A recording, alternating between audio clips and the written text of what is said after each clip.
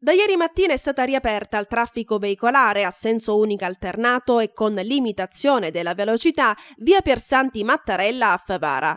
Dopo 20 giorni dalla chiusura dell'importante arteria, valvola di snodo del traffico cittadino dovuta alla comparsa di vistose crepe sul manto stradale, adesso ai mezzi in transito è consentita la marcia sul lato costone.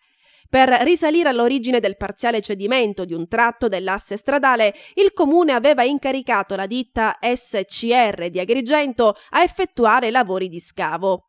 Dei lavori sono stati eseguiti anche nella parte di muro che rasenta il costone, ceduta parzialmente. I lavori in via Piersanti Mattarella si completeranno con il definitivo ripristino del manto stradale mediante la posa in opera del manto bituminoso. Lavori che si eseguiranno non appena le condizioni meteo lo permetteranno. Sulla paura di una possibile frana a monte e a valle di via Piersanti Mattarella, l'ingegnera Venia rassicura gli abitanti. Il cedimento del tratto di strada, ha affermato, è stato dovuto a un fisiologico assestamento del terreno.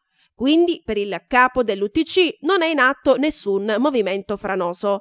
Oltre agli scavi sulla carreggiata sono stati effettuati anche dei lavori di discerbamento del costone.